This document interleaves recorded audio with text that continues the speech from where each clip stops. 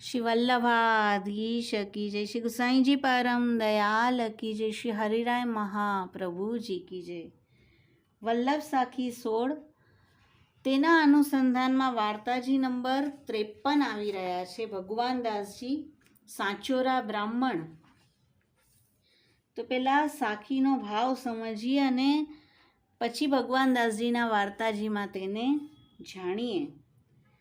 यश ही फैल्यो जगत में, अधम उदाहरण आय, तिनकी बिनती करत हों, चरण कमल चित लाय, श्री वल्लभ चरण कमल चित लाय। શ્રી હરિરાયજી કહે છે કે હે વલ્લભ, જગતમાં આપનો યશ આવો ફેલાયો છે કે આપ અધમ જીવોના ઉદ્ધાર માટે પધાર્યા છે। તો આ દરેક દૈવી જીવ, ચાહે તેઓએ કંઈ પણ દોષ કર્યા હોય, કેટલા પણ પતિત હોય, તેની હું વિનંતી કરું છું। ચરણ કમલ ચિત્ત લાય, અને મારા ચિત્તને આપના ચરણ કમલમાં લગાવીને આપને વિનંતી કરું છું। તો પોતાના દૈવી જીવોને માટે શ્રી હરિરાયજી આ સાખીમાં વિનંતી કરી રહ્યા છે શ્રી વલ્લભને કે આપ દોષ સામે ન જુઓ। અને વાર્તાજી ભગવાનદાસ સાચોરા બ્રાહ્મણ કે જેને શ્રી ગુસાઈજીએ શ્રીનાથજીના ભીતર્યા કર્યા છે, સેવક તો છે શ્રી વલ્લભના, નિત્ય લીલાના સુંદરી છે, લલિતાજીના સખી। અને શ્રી ગુસાઈજી કહે છે શ્રીનાથજીના ભીતર્યા થાવ, રસોઈ બાલભોગની સેવા કરો। તો ભગવાનદાસજી સુંદર સામગ્રી કરતા। એક દિન ભગવાનદાસજીએ સામગ્રી કરી તો દાજી અને બિગડી ભોગ ધરી। સામગ્રી જે દાજી ગઈ હતી તે જ તેમણે ભોગ ધરી દીધી। શ્રી ગુસાઈજી ભોગ સરાવવા પધાર્યા। આવી બિગડી સામગ્રી જોઈને ભગવાનદાસજી પર બહુ ખીજ્યા, સેવાથી બહાર કર્યા। અને ભગવાનદાસ તો એક કોનામાં બેસીને રુદન કરવા લાગ્યા કે હવે હું શું કરું। શ્રી ગુસાઈજી એટલે ખીજ્યા હતા કે સામગ્રી બગડી ગઈ તો બીજી કરવી હતી, બિગડી સામગ્રી પ્રભુને ભોગ કેમ ધર્યો, આળસ કેમ કર્યો, અમને કહે તો અમે કરત। આના કારણે ખીજ્યા હતા।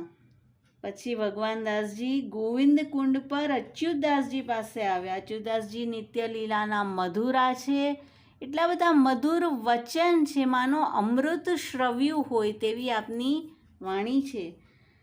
અને સર્વ સમાચાર કયા કે હવે હું શું કરું, મને સેવાથી બહાર કર્યો। અચ્યુતદાસજીએ કહ્યું સામગ્રી સાવધાનીથી કરવી, પણ તમે ચિંતા ન કરો, શ્રી ગુસાઈજી પરમ દયાળ છે, ફરીથી તમને સેવા આપશે। ગોવિંદ કુંડ પર જઈને બેસો। પાછી શ્રી ગુસાઈજી ગોવિંદ કુંડ પર મધ્યાહની સંધ્યા કરવા નિત્ય પધારતા અને અચ્યુતદાસજી માનસી સેવામાં મગ્ન રહેતા, તેમને નિત્ય દર્શન દેવા પધારતા।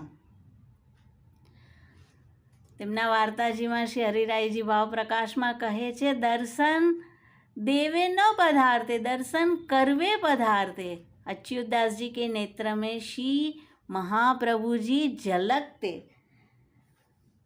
અને હવે આજે જ્યારે પધાર્યા છે તો અચ્યુતદાસજીના નેત્રમાંથી જલ વહી રહ્યું છે। તે જોઈને શ્રી ગુસાઈજી કહ્યું કે તુમકો ऐसो बड़ो दुख कहा है।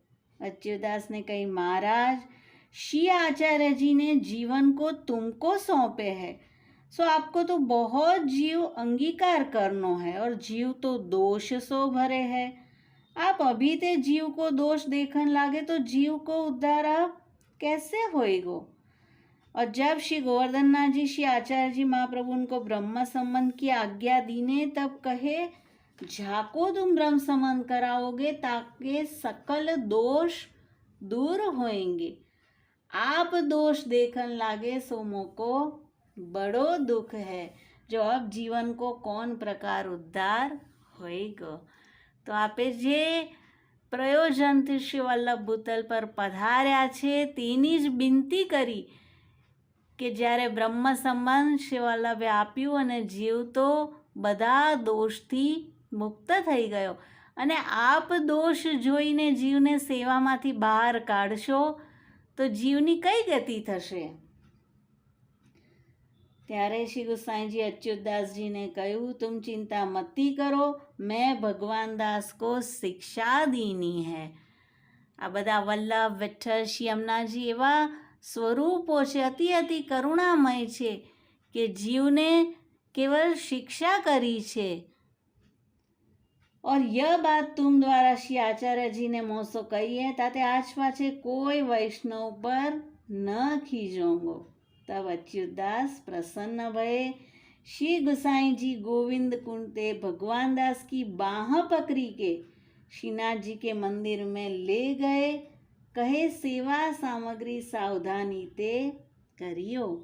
तो केवल शिक्षा अर्थे आपे आવું કર્યું છે, બાકી મૂલતઃ તો સેવામાંથી આપે તેમને બહાર કાઢવા કે તેઓ આપનો કોઈ શ્રી ગુસાઈજી ક્યારે એવું ન કરી શકે. તો આ બધા અતિ કરુણામય સ્વરૂપ છે અને નિમિત્ત બનાવ્યા છે ભગવદીયને. સાખીમાં છે ભગવદ ભગવદીય એક હૈ, 300 રાખો ને ભવસાગર કે તરન કી નીકી નૌકા. એ આપણે જ્યારે કોઈ પણ રીતે શ્રી પ્રભુજી શ્રી વલ્લભ વિઠ્ઠલ નારાજ થઈ જાય ત્યારે ભગવદીઓની આડીથી ફરીથી અંગીકાર થાય છે. અને સાખીમાં પણ શ્રી હરિરાયજીએ જ બિનતી કરી છે જીવ દ્વારા.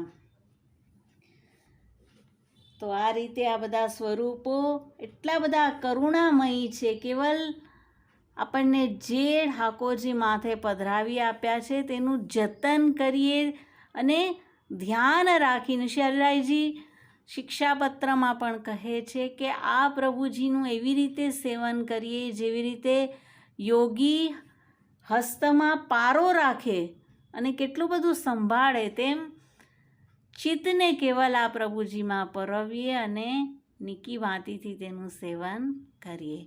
શ્રી વલ્લભાધીશ કી જય. શ્રી હરિરાય મહાપ્રભુજી કી જય. શ્રી ગુસાઈજી પરમ દયાલ કી જય.